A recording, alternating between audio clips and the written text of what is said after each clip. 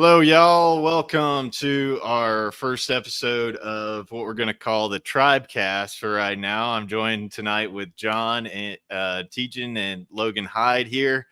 Some of my buddies from our local area, and we've got we wanted to get together just to talk about some things that maybe we can help other people out with, and kind of have a group discussion about some of those things. So that's what the goal of this is going to be. And welcome, guys. How are y'all doing tonight? Doing well. Good.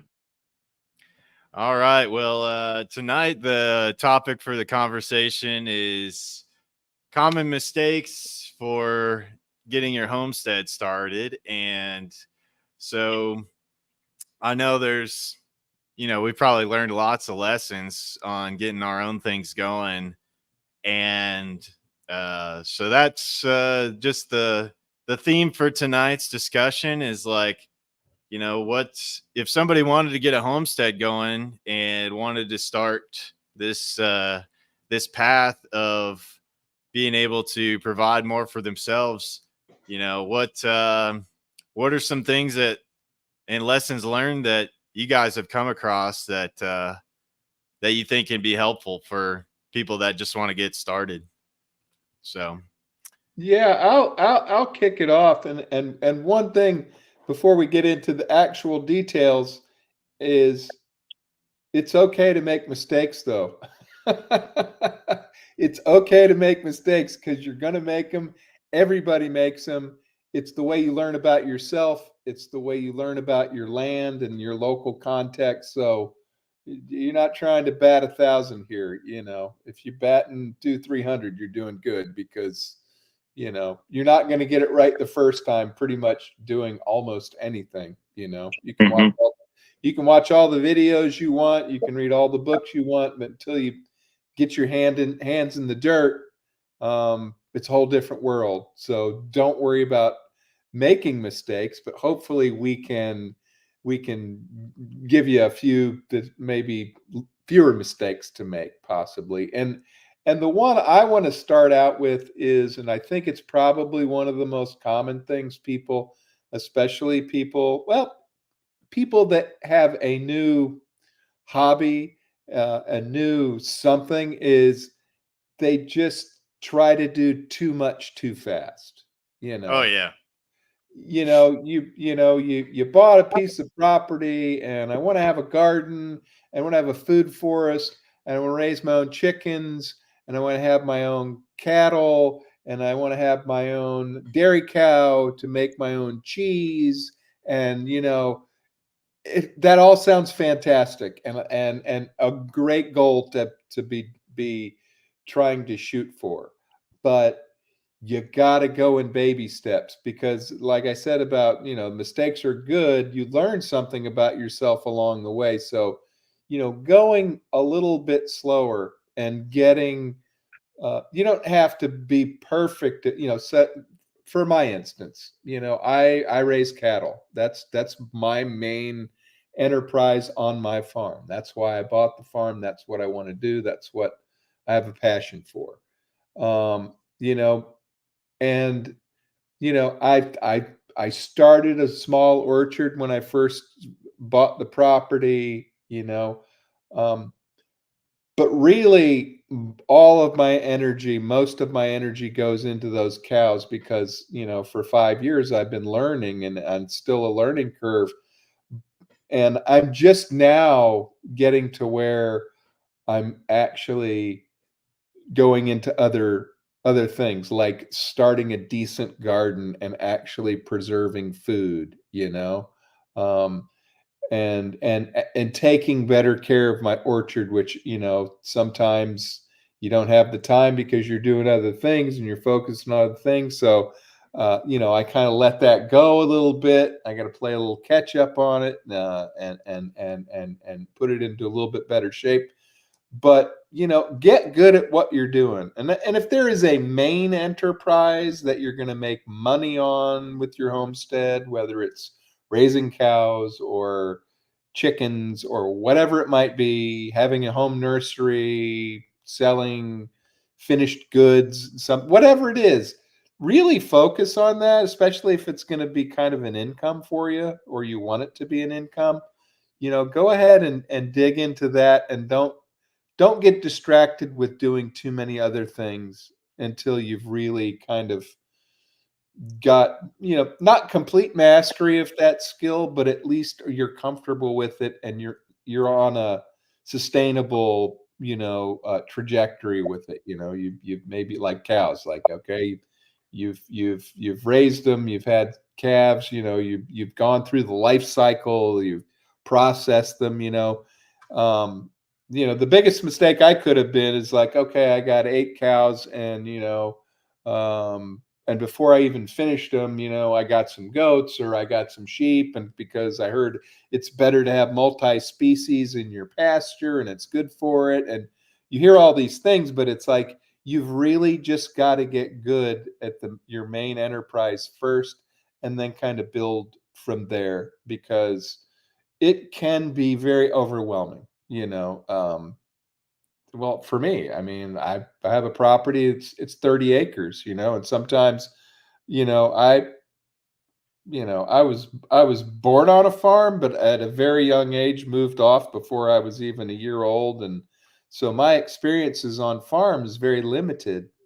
So I really had to learn about myself. Like I said, I have a 30-acre farm, and sometimes I pinch myself. It's like, wow, these 30 acres are all mine. And not only that, hopefully, this is not too far off the topic, but you want to take pride in your property, and you want to take care of it, and you want to be a good steward of what you bought. And so you can get really sideways by trying to start too many things. Number one, it can be costly, and the money that goes into these enterprises. So really get good at one. And you might not be good at the one you thought you were going to do, and you might have to go, you know what? I'm not really good at raising pigs. I found out I'm better at poultry. Well, you had to go down that path to learn about yourself, so it's okay. So that's the first one is hey, be patient. Concentrate on a basic skill that you're trying to build, and move from there. Don't get, it's in this modern day with social media, it's really easy to get distracted and go, oh, hey, I'm going to try that.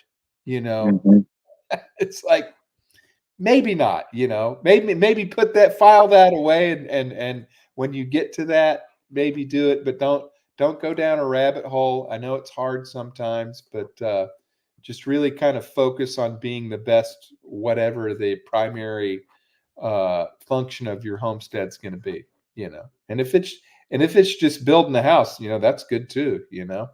If you're trying to build a place to live, all this other stuff, food, believe me, I had somebody build the house here for me on the farm, but you know what? Just working with the contractors and subcontractors is a full-time job. So if you're building it yourself, it's going to take everything you have to do it, and do it correctly. So just focus on the most important things, and keep that list of dream things that you want to do, and keep refreshing that, and keep thinking about it. But it might not be the time to take action on it. Yeah, that's really good. I think just taking some action is important. Like, don't get caught in like an analysis paralysis. And just like you said, take it just one thing at a time. Yep. So I kind of want to go off of what one thing that John said there. Totally agree. Too many people try to bite off way more than they can chew. I actually have a personal experience with a guy that went to church with us, and they had tried to do the whole farm in a day thing. And of course, one of the first things they bought was a horse, which was just like, you try to tell people, but they just it never gets through. They call them hay burners for a reason. Yeah, I mean, it's like, yeah, horse is great. But once you have a successful homestead and successful farm, and doing one thing at a time. Well, I kind of have a slightly different opinion on the doing one thing at a time.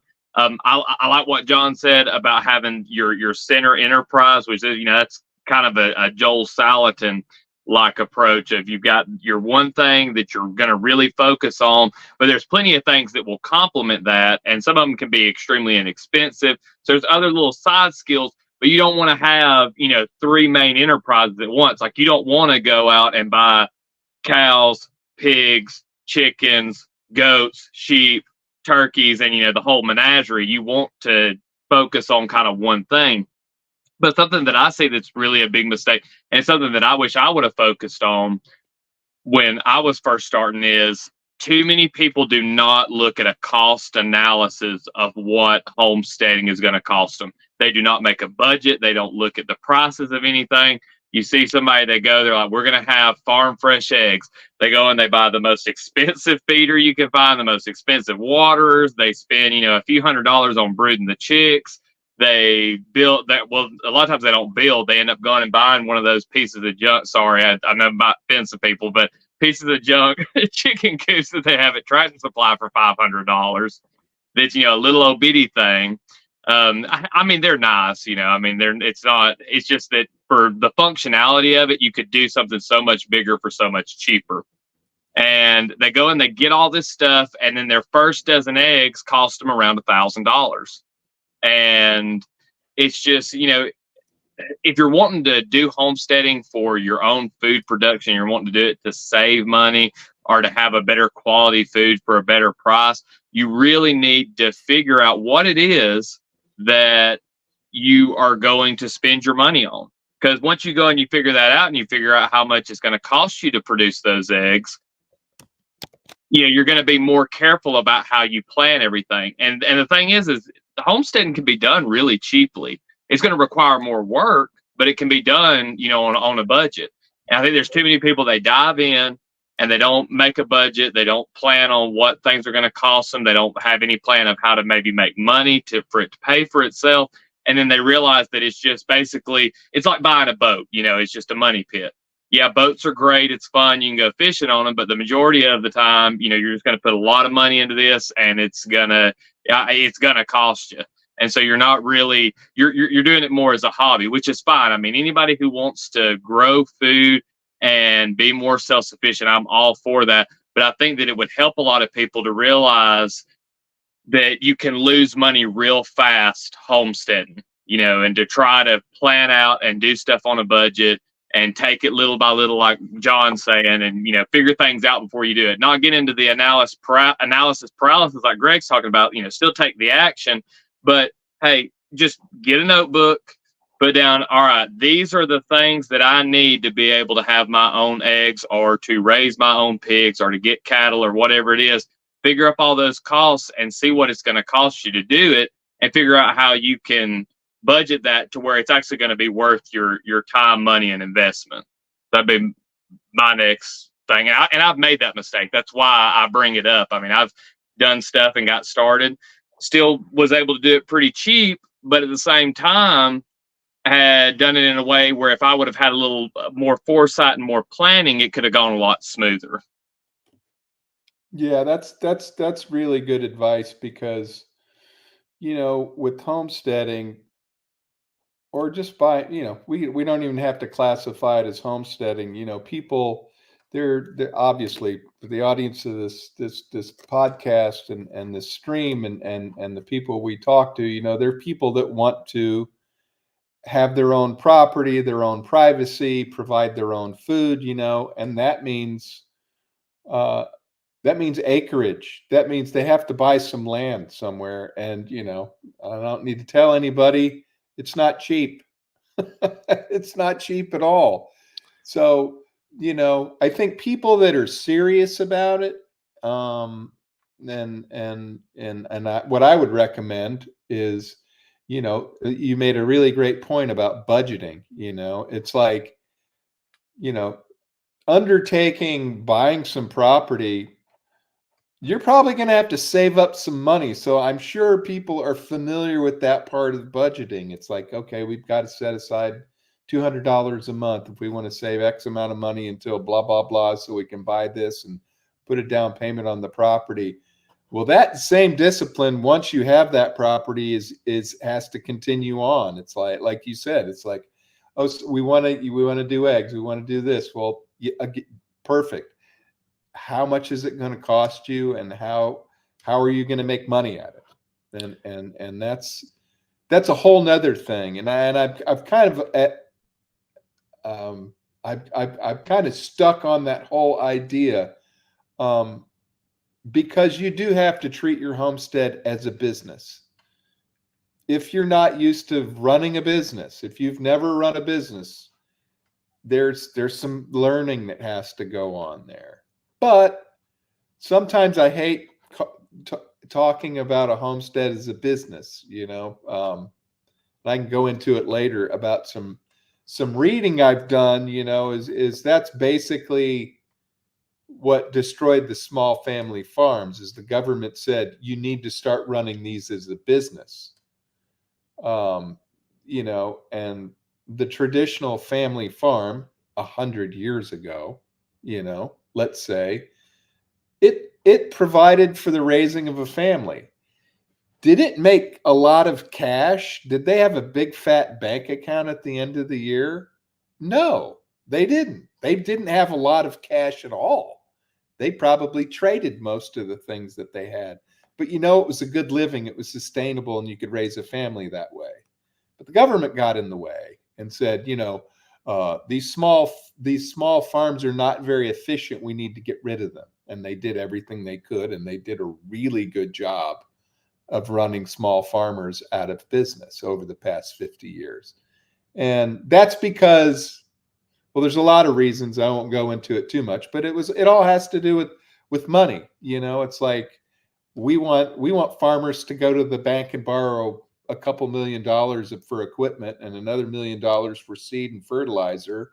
And then we want to sell his product into a commodity market that he has no control over the price. If you're talking about a business, that's the worst business model I've ever heard in my entire life. But that's exactly what the government set up for farmers to do. That's why they have to be corporations today, and they can't be small family farms. It can still be done. I'm not discouraging anybody, but know that the system was set up against you because, and again, this whole idea of it being a business, or is it to sustain your family? That is a fine line. They're not the same thing. So you have to decide what you want to do. But I mean, certainly, whatever course you take, know that you're gonna have some challenges, and certainly, Logan, to your point, budget. You've got to have control of that checkbook, both the money going out and how you're going to make money come in, and that's it all sounds good, and I know people do a good job of it, but if you're not used to running a business, it can be some harsh reality there. We don't even have to talk about taxes or anything like that. just turning a profit can be difficult. I can tell you on the land thing, I guess something that how I found my land was just on a Craigslist thing, and it wasn't there were no structures on it, and it basically had a water meter and the ability to put a power pole connection up there. But I think you're probably, like, if you're looking for land now, probably your best deals are going to be on some kind of raw land. But the first thing that you're going to want to make sure you figure out is some kind of water access, or you're going to want some kind of water on the property. That's the number one thing that you're going to need. If you're going to buy some raw land and get started that way with homesteading. That by far is probably the most challenging way of doing this, though, is to go on a piece of raw land and completely build from scratch and doing all that. It it is a giant undertaking. And yeah, just like John, like you were saying, you gotta keep your focus. You gotta get like that one thing done at a time. I know I struggle with that quite a bit. Is like I do want to do all these things or whatever, and then I got like a bunch of projects scattered all over the place, and none of them are getting done. And I really have to focus on one thing at a time and work toward getting that one thing done at a time. Right now, working with Logan on building a little cabin down at that property. So all my focus is on that right now. But it is easy to get lost and scattered in all these different projects you want to do. Well, as far as buying land, and I'm speaking a little bit more from a cattle perspective because they require so much land. It's not like you can raise a herd of cows on your 3 acres. You need a little bit more room than that. And what's very common because land is expensive. If you think it's like, well, I'm going to need, I got fortunate a couple years ago when I bought this property and I had the money to pay cash for it, and that's great. Not everybody can do that. But one of the things for cattle is they just lease the property. They don't buy it. They're not going to lay out $100,000 to buy, how many acres that's going to buy you, depending on where you're at, 30, 40, 20, 10 acres, depending, like I said, what county you live in and what's on it. And so they'll just lease the property. And that might actually even be available to some people who want a homestead.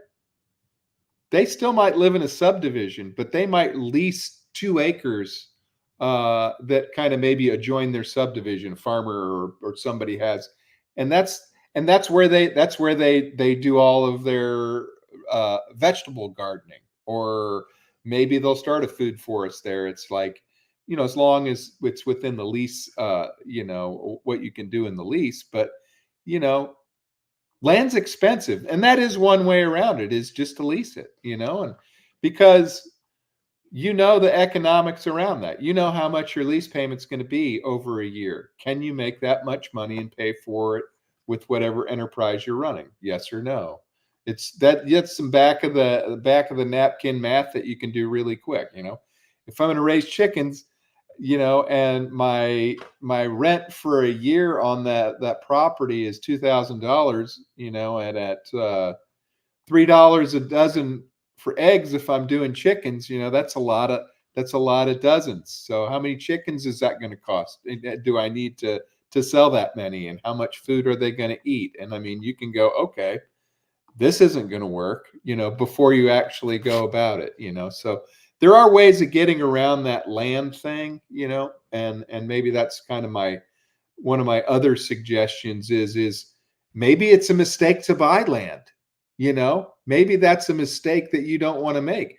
Maybe you should you should lease for 5 years this 2 acres down the street of an empty lot and turn it into a vegetable garden and see if you can do it. You're out a whole lot less money. You still got some dry powder in your back pocket. After a couple of years, like, yeah, I got this. I can actually go out and buy some property and make some money because I've proven that I've done it on a small scale. Those are really important steps to take. And while we all want to escape the city and move out to the country and have our own place, don't make a mistake doing that too quickly until you've figured out, can you do it, and gone through the mental exercise, and can I make money? That would be the smart way to do it. That takes a lot of discipline though, because we all just want that place to call our own. And that's the beginning of our dream, right? I mean, that's what everybody wants, but there might be some half steps in there, especially if you have a family and children and responsibilities that, if you fail at that, it's not just you on the line, you have other responsibilities, So that's certainly, so I guess I'll put that down as number 2, is like, maybe buying land is a mistake, you know. Don't think about that. You know, there are alternatives to buying that land. You can lease it, you know. And there are guys that do the cattle thing that I'm doing. They lease thousands of acres. Thousands of acres. They don't spend their money on buying land. They spend their money on buying cattle. And leasing is very fairly inexpensive, you know. And a lot of the places that these people buy, there's already water for their cattle there. There's access, there's fences, because it's somebody else's farm that, you know, the mom and pop or grandma and grandpa, you know, have 30 acres over here or 40 acres, and, you know, they passed away or the kids inherited it and they're going to sell it and they don't know what to do with it. And, you know, again, that's a good place to find property that maybe is not listed on Craigslist or Zillow or whatever, wherever you look for raw property. Sometimes it's just being a member of the community and knowing people. You know, it's like, oh yeah, well, so and so just passed away. They've got, you know, they don't know what they're going to do with that property. Or people might still live on the property, but it's like, I can see this happening to myself, you know, in, you know, another 15, 20 years, you know, I'm going to be too old to be doing this, but I still love my property. I still love living in the country. You'd like it to be used for something useful or something. Yeah, exactly. You know, because I'm, you know, this is a little aside here, you know, I'm building this farm to be, you know, the best grass-fed, you know, cattle farm on 30 acres I can possibly make it. I'm planting trees. I'm, you know, sowing different pastures with different forages. I put water in there. You know, when I'm done with it, this property is going to be a dream for some people because it's going to do exactly what they want it to do.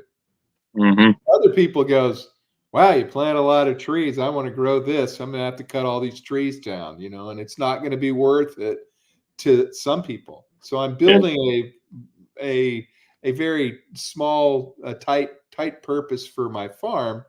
But, you know, that's why I bought it, right? You know, I bought it to make the property be as productive in a type of food that I believe in, and that is my purpose for being on this earth. You know, I mean, I kind of closed the circle on that. So whatever, you know, and I'm going to be so old, you know, when I sell it, and it doesn't really going to matter anyway. I'll just go buy a condo in Florida and, you know, sit on the beach and watch the sunset every day. Maybe, I don't know. It's a long way off, but you know, that just gets back to, do you buy it? Do you rent? Do you lease? There's all different types of ways to do it. So don't get locked in or give up on your dream because that's what I was gonna say. Don't give up. Yeah, you know, you give up. It's like, well, I just can't put the money together to buy 30 acres, you know, and that's a big ask, you know, these days. That's a lot of money, you know. I mean, you know, depending on the property you buy, if it's already decent pasture that's or cropland, you know, you're paying $6,000, $7,000, $8,000 an acre, and on 30 acres, I don't know. I can do the math, but that's a lot of money, you know. So yeah, think about that. Again, I think it goes back to Logan's, you know, point of, you know, budget, know your money, know how the money is going to be made, and just become a student of that. You know, if you need to take some business courses or accounting classes because you don't quite understand it, you know, do it. It's going to be worth it. Believe me. I think what you mentioned there about just forming the relationships with the people around you, and maybe people like yourself that are, you know, getting older or whatever, and want to find somebody that's young that has a passion for this as well.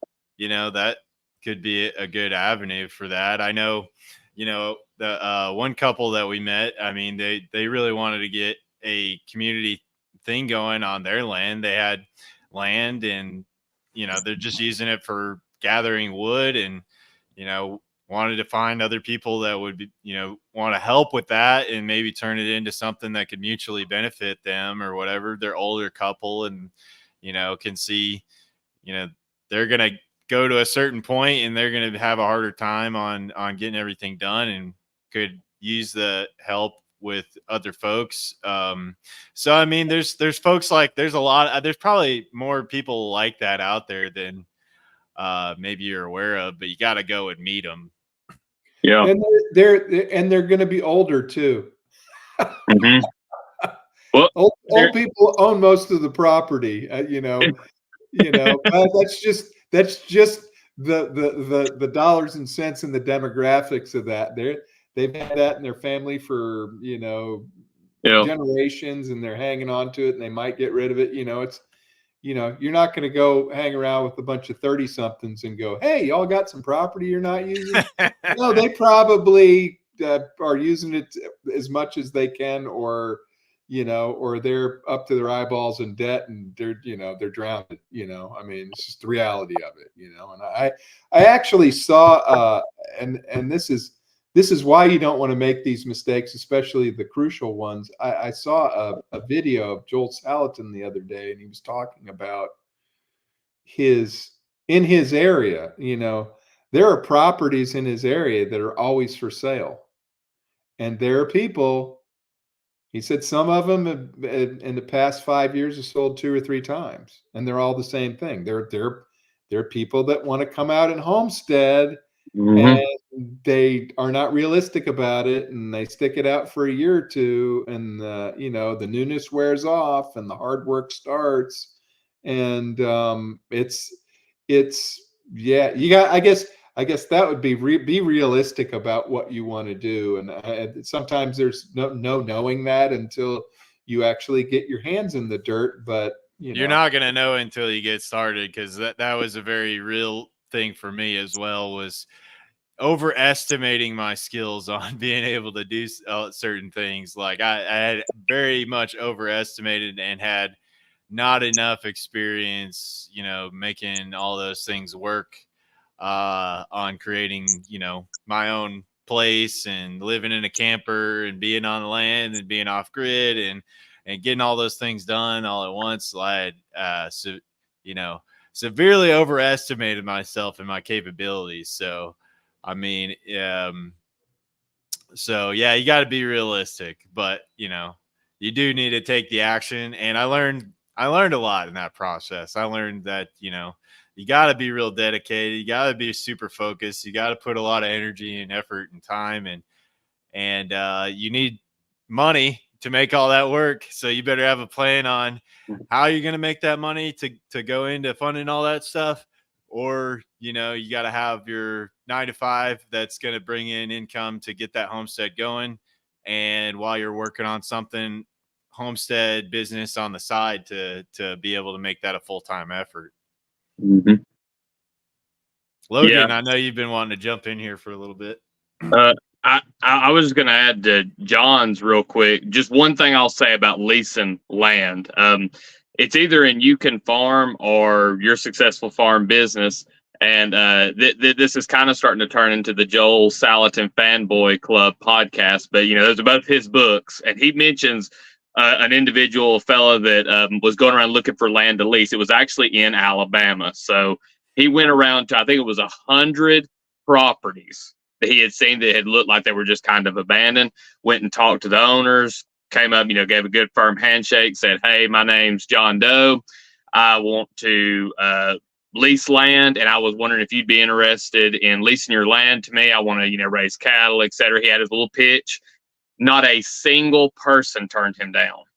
And wow. As John said, they were all older folks. They were ones that, that had been in the family for a long time. Eventually, us millennials will be the generation that they'll be like, man, the millennials ruined the economy, man. And they just bought up all the land and they got it so easy. We'll be that generation eventually.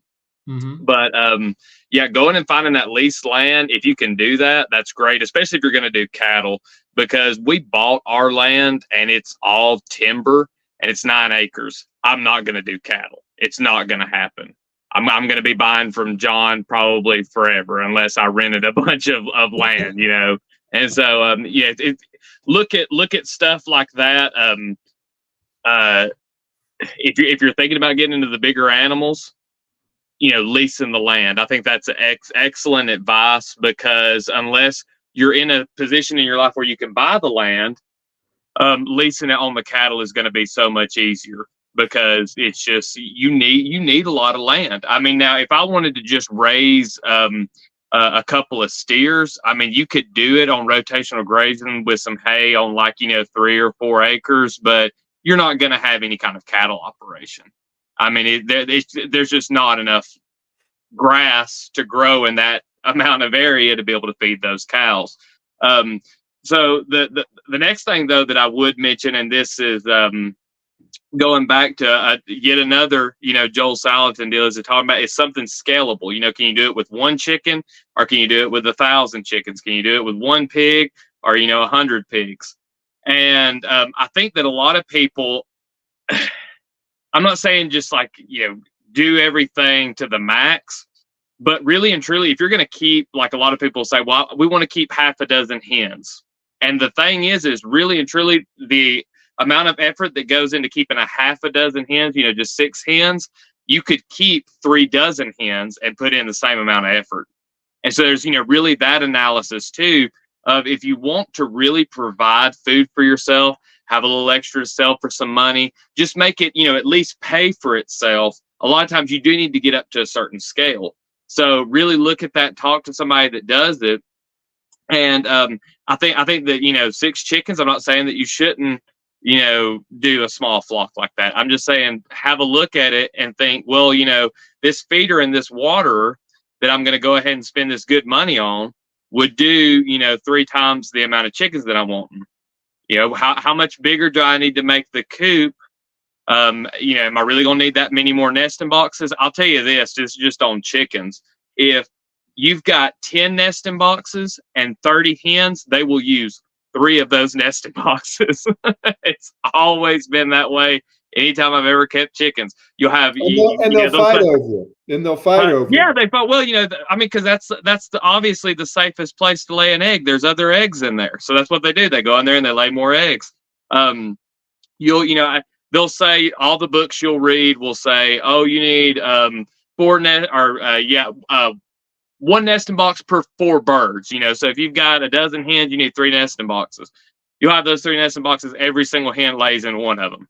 And so, I mean, there's just little stuff like that, you know, doing those analysis of not just the cost, but also the scale of the operation makes it a whole lot more efficient. And I think going back to when we were talking about the, you know, old timey farms, is the thing was they were treated, I think they were treated like a business. They just weren't treated industrially. And that's what really the government wanted. They wanted everything to be just like a factory. Everything gets pumped. It's got to be bigger, got to be better, got to be faster. Everything's got to be fatter, rather than, like John was saying, you know, having the lifestyle. Like most farmers, the reason that they farmed was because there was a lot of freedom that came with that. They had a good living. They had plenty of good food to eat. You know, it was a very different, it's not an industrial model. You cannot treat living things like machines. We're not machines. Animals are not machines. Trees are not machines. You have to treat living beings like living beings for them to be productive and to be of good quality. So just like, I mean, with the farming, it's like, sure, if you do a big enough of an industrial scale, there are some people that make money in that, but is it really the type of lifestyle that you want? Are you going to have the amount of wealth that you're wanting in your life? Because wealth and money to me are 2 completely different things. You can be wealthy and have a lot of money, or you can have a lot of money and really not be wealthy. And so it's about that lifestyle. It's about, so yeah, my next thing would be the scale of it. Consider that if you're wanting to be profitable, or you're wanting your hobby or your homestead to pay for itself, to think about the scale a little bit and consider scaling up some. I'm not saying, you know, go and get 120 laying hens. You know, look at like, hey, would it be more beneficial if I did 2 dozen laying hens rather than 6? just for an example. So don't be afraid of scale or adding other things, but at the same time, try to keep it within a manageable size. Going back to John's original point of not trying to bite off more than you can chew. Mm-hmm.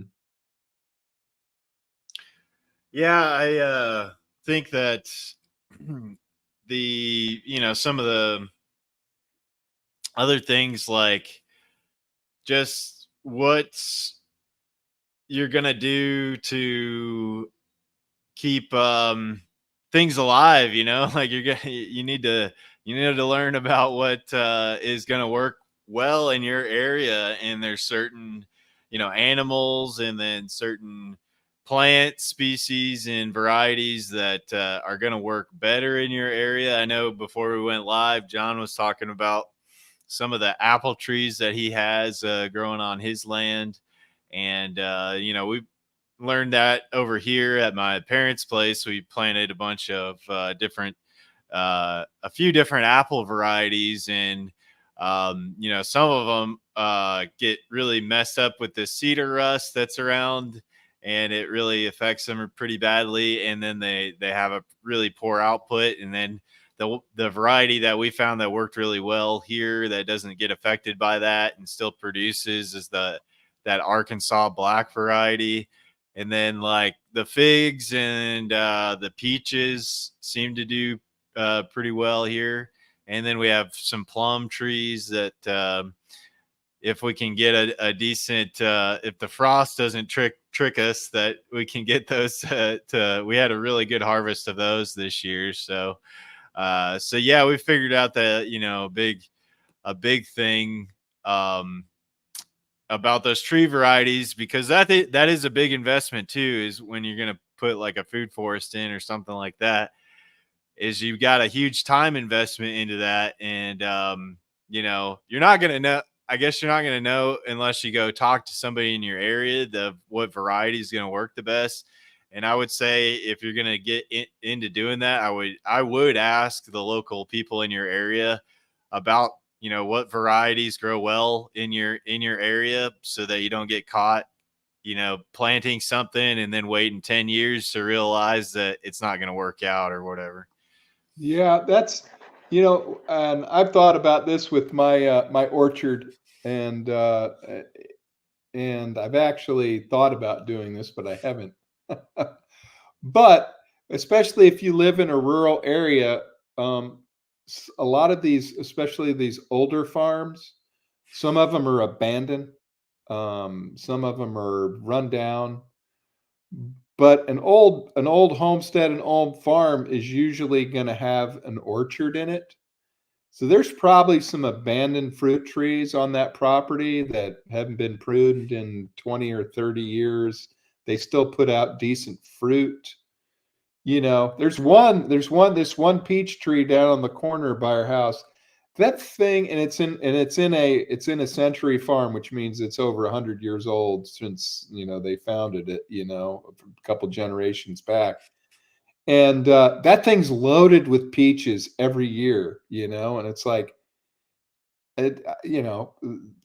whatever it is about that tree, it's perfect for the local climate. I don't know. They don't know what variety is. I don't know what varieties, but you know what? Who cares? Take a cutting off of it, graft it onto your plum tree, and now you have something that's gonna work because it worked literally just down the road from you, and completely abandoned too. It's not like somebody's there, pruning it and fertilizing it and spraying it for bugs, and it's not a show pony. It's just a workhorse that's been out in the field, growing for 20, 30 years, so you can find things like that. So there are, I know around in our area, there's tons of peaches, tons of pears, tons of apples, exactly like you're talking about, John. And that's the thing, is you can go and literally buy your fruit at the grocery store, save the seeds, plant something from seed. And I mean, that tree's going to be dynamite. You let that whip come up, cut it off. You do like what John's talking about. You find that tree, and it's really good to plan this a couple of years ahead, like, in advance. You go and you find that old abandoned one. you go back and you cut a bunch of the tips off of that tree. And what's going to happen is that very next spring, you're going to get all these suckers that come off. So they're perfect shoots for grafting. You let them grow for a year while your tree's growing in the ground. That very next spring, you'll have tons of little cuttings, tons of trees planted. You can mess up a whole bunch of times while you're learning about grafting. I'm not a real good grafter, so, I have to practice to get any of mine to take. But you can mess them up, and you'll have ones that'll work. You'll have ones that won't. But that's the thing, is that we're just so used to all the varieties that are in the store that are getting sprayed. And, you open up the catalogs and you see the Red Delicious and the Golden Delicious and the Granny Smith. I've got all three. They all suck in this area anyway. Like, I would either have to spray them, put nets over them, and I'm just not into all that work. See, Logan, that's the same thing with cattle. Everybody goes, well, I want Black Angus. Black Angus. Oh, Black yeah. Angus is the cow to have, because when you go to the restaurant, that's what's on the menu. It's like, not if you're just going to feed it grass, because those have been hybridized for so long for eating corn and putting on a lot of weight and making good steaks. Don't get me wrong, they make good steaks, but they're not a homestead cow. They're not ones that you can just feed grass. It won't be the same. Same thing with the apples you see. Those varieties you see in there are ones that ship really well. And they last a really long shelf life because they're in the commercial and retail chain, and so, they taste good, but they've been hybridized and babied and sprayed and fertilized and watered.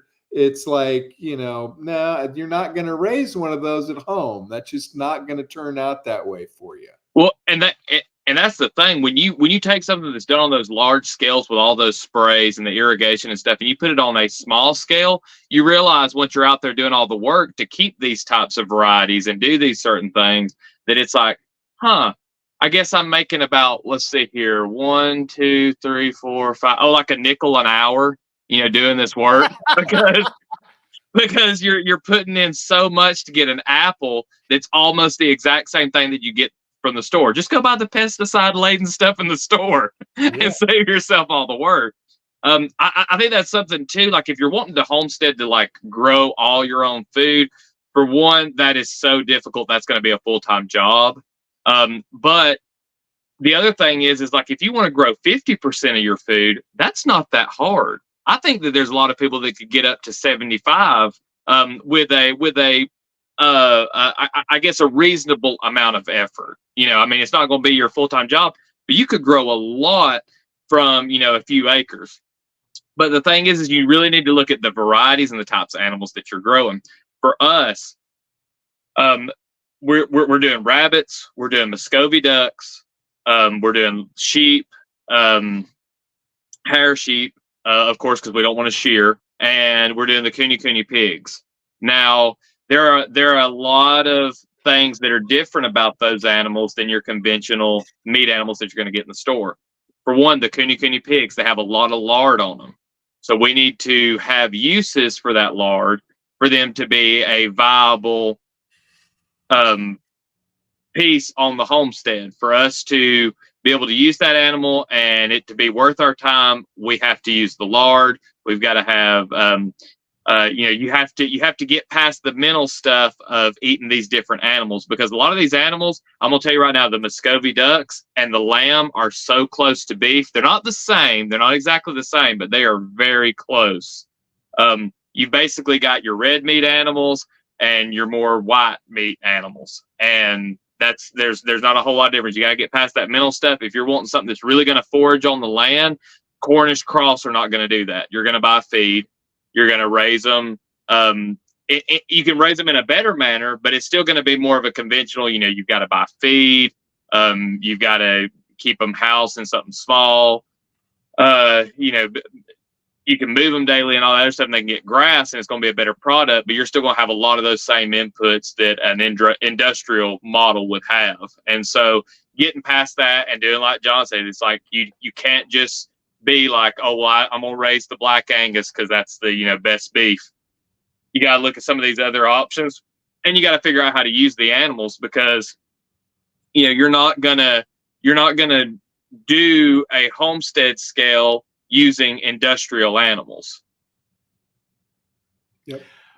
Well, I know one thing that you guys have talked to me about is, I guess, with raising the animals is, John, I know that you learned that, to save on your feed costs, you raise them from a certain period until, I guess the fall or whatever. Right. So that you can avoid having to buy all that hay for the winter time and keeping them going. So, as a kind of a lesson learned from raising some of those and cows. You don't know that until you've done it a couple times. You've gone through the winter and you've spent $2,000 on hay and go, that really hits the bottom line hard. So, and one of the great things, and this is maybe some inspiration from somebody who might be listening, is like, especially if you don't have any experience on farms, that can be a huge advantage, because for me, I talk to people about, I bought this property, I'm going to raise cows, and it's like, and there's more cows in Giles County than there are people. It's a huge cattle county. Everybody has cattle on their property. Everywhere you go, it's like, Jesus, there's cows everywhere. But everybody complains about they're not making money. And it's like, because you're all doing it the same exact way. They're all doing it the same way. They're doing it the same exact way, the way Grandpa did it, and great grandpa, and they're using the same breeds, and they're doing it the same way. And and the industrial system is just squeezing them out, is all that's happening. You can't do that anymore. But you've got it. But somebody like me, I can think outside the box, because I don't have Grandpa looking over my shoulder, or my dad looking over my shoulder saying, "You're doing it wrong. You're doing it wrong. That'll never work. You're doing it wrong. That's the stupidest thing I ever seen in my life." Right?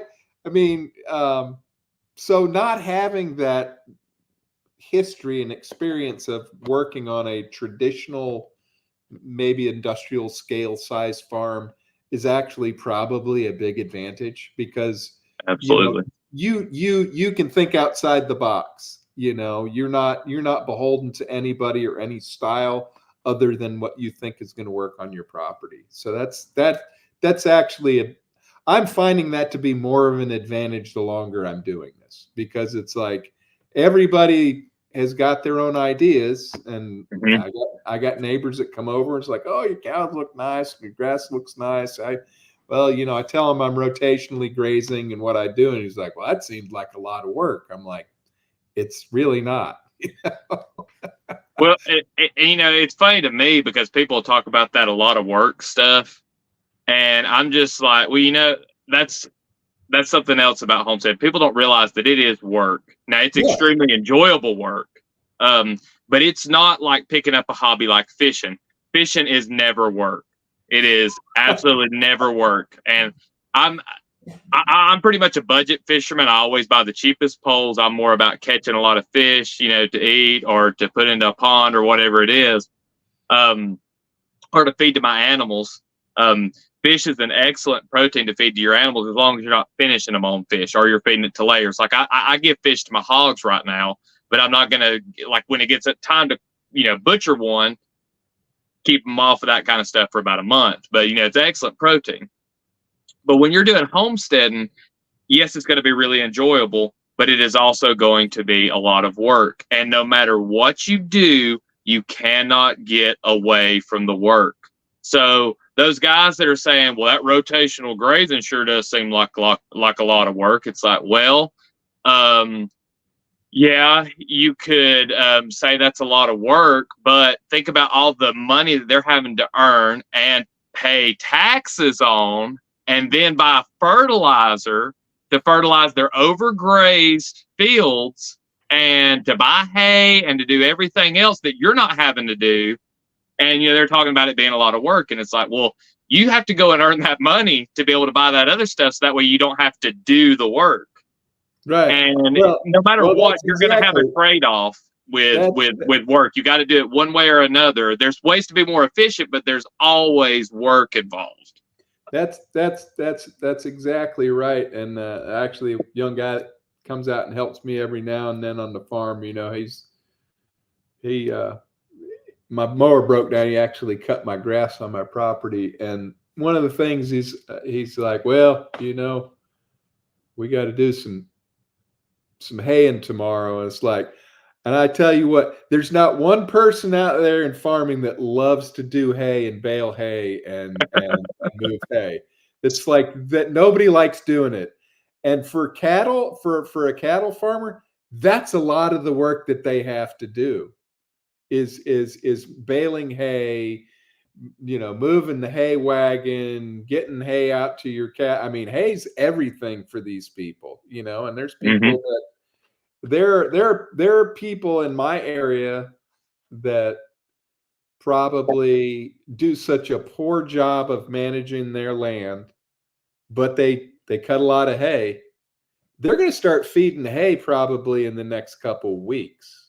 Yep. And it's not even winter yet. It's just their fields are all played out. They cut it all for hay, and there's nothing left for the cows to eat. So you're going to start feeding. It's like, have you really thought about this? This really doesn't make any sense. It's like, because the great thing about not cutting hay is that you still have the hay, but it's still on the plant, right? It's still there. The cows are still going to eat it. It's just, you don't have to go through all the expense of buying a tractor, a baler, another tractor with a bale spear on it, a wagon to cart it off to, and a huge barn to store it in. Mm-hmm. That's just for feeding your cattle during the winter time, and it's extremely, like I said, I spent $2,000 on hay last year, that's the profit out of half of the cows I sold last year is eaten up by hay, so you've got to really think about it. And going back to my point of not having a farming background is not necessarily a problem. And it actually can be an advantage. As long as you're being smart about how you spend your money and, you don't need a tractor. That's not the first thing you buy when you buy a farm, although people think it is. That's the first thing I got to do is get me a tractor. You do need a pickup truck, but you don't need a tractor. A truck is nice to have for sure. Yeah. I think, these things were known, but they got lost as, a lot of everything kind of moved into like city work and sitting in a cubicle most of the day to do your work. And I guess we're just kind of relearning some of these things that were known to the people raising their own food in the past. Is like, yeah, you start to give birth to your animals in the springtime, and so that they'll have all that abundance going into the summer, and then you do your big harvest in the fall before the winter time, and so that everything has what they need to survive and everything. So it's kind of like we're relearning a lot of that stuff. A funny thing about that, Greg, is something that I've been pondering on this a lot lately, and it has to do with some of the videos I've been making about my chest freezer that broke. Well, I've been using it to store the animals, and if no one has ever tried this and you're seeing this and you butcher your own animals, the best way, if you're trying to get boar taint out of a pig, or if you're trying to get that, quote unquote, gamey flavor out of some of your animals, or there's just, something in them, or you just really want the flavor to be good, putting them on ice for a week and draining it and adding ice into the cooler or chest freezer, whatever it is you got, will take a lot of that away, and it tenderizes the meat. It's a great way to, age the meat. It's kind of like a wet age method, but you're doing the whole animal. I started doing that, and I got to thinking, I thought, it's amazing how much wisdom there was in the old ways, because when you butcher stuff in fall, what's coming around the corner? Winter. It's so much easier to keep stuff outside refrigerated on ice during the wintertime. The rest of the year, you keep it stored on the hoof. During the wintertime is the time where you're not having to spend all this money on all these freezers. But, no. We got to use our, big brains, our 3 pounds of gray matter to build all this elaborate machinery to keep stuff frozen all year long. And it's like, I don't think that's necessarily a bad thing, but why not go back to some of the old ways of, hey, store some of this meat when it's still cold. You need a lot more meat during the wintertime. You don't have your fruits and vegetables and other things that you can grow in your garden. Fishing's not that great. There's just not as much abundance. So having it there during that time and then trying to store it on the hoof, because there's no cheaper way, especially with herbivores, than to store it on the hoof. Our ducks and our sheep, at least, those two animals just foraging, in the summertime, we wouldn't have to feed them anything if we didn't want to. Absolutely nothing. They will survive. And just going back to some of those ways, like you're talking about, Greg, that have been forgotten, we've got too big for our own britches, really. We're to a point to where we think we're so smart that we're poo-pooing on all this wisdom that has been around for thousands of years, how people live. I promise I won't get on a soapbox about this, but this is one of the things that just blows my mind. I do a lot of fodder for my rabbits, and I think that we've really damaged landscapes and plants and stuff. And so a lot of times some fodder that you give rabbits or other animals may not be a perfectly nutritionally balanced diet for that animal. There may be something missing in that. So I'm all about feeding the animals the feeds and then using their excrement to fertilize those plants to get those nutrients back cycled into the system. But something that just blows my mind is I've had people say, well, rabbits have been bred for thousands of years to eat pellets. And I'm like, oh, yes, they've been bred thousands of years to be domestic rabbits, but they have not been eating pellets for thousands of years. I don't know what planet these people live on, but it's like, rabbits eat green material. They are herbivores. And so we're just so used to buying it in the bag. And I buy stuff in the bag. It's good too. That's how that is the cheapest fertilizer you can get, is buying feed. Buy good quality feed, pass it through your animals, and use that manure to feed other insects, worms, whatever it may be, and get that back into the soil to feed your plants.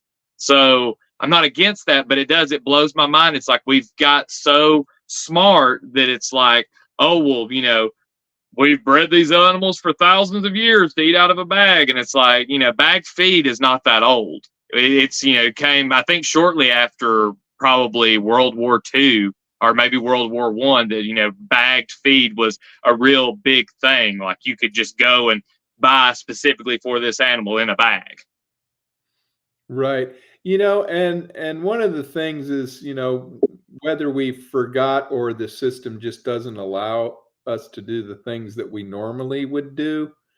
And this goes with vegetable farming and with livestock, is the reason those systems are so messed up is because we have grocery stores, and Greg and Logan and John can go at 24 hours a day down to Walmart, if it's open 24 hours a day, and buy food that is out of season.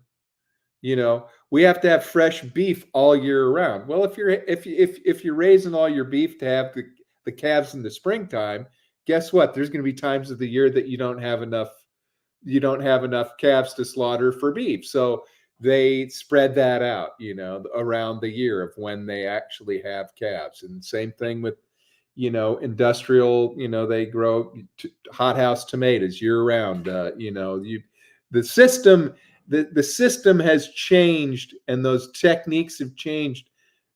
And this is something that's not necessarily appropriate for this specific podcast, but it's certainly a talk I'm going to give next week, I believe, for Jay. Actually, he invited me to his group, but now I actually forgot what I was going to say. It's about the food being available all year round, and it's just not a natural way for that to happen. We get caught up in that, and I know what I was saying. It's not the fault of the businesses, and it's not the fault of the animals. It is only being done for one reason, and that's because the consumer demands it. And as consumers, the system produces what we demand. Yep. So in the end, the system is our fault. It's not the system's fault. It's what we require the system to do for us. And as consumers, we've decided that we want, a Black Angus beef 24/7 year round, and as much as I can eat of it. And I want, asparagus in the middle of winter or summer or whenever. I don't grow asparagus, so I don't know when it grows, but out of season, right? As consumers, we demand this, and therefore the system just provides it. Now, it doesn't do it in a very good way, and not a healthy way, and not a sustainable way. But that's what we demanded from that system. So really, we have to take some responsibility. Like I said, it's not necessarily for the stream, but I had to go off on that tangent because it's of our own making. I 100% agree with that. And we've done a little bit more over an hour here. I feel like, hopefully this can help folks that are interested in getting something started. I think it's a really important time to do that and to focus on, taking over your own food sovereignty. And if you can't do these things yourself, get connected to somebody that is doing it, and get your food from them, and figure out where your food's coming from, because this is probably one of the biggest issues I think that's in our country. It's the food. It is the food. It is that's the crux of all of it, and probably one of the reasons why everybody is so sick and overweight is from a lot of these foods that are Franken foods and science experiments. And so we got to get back to more eating local stuff and staying away from a lot of these chemical experiments and things like that. So with that, we'll go around and make sure that you guys promote what you got going on and all your social medias if you have them, and let people know where they can find you and support you. John, if you want to let people know.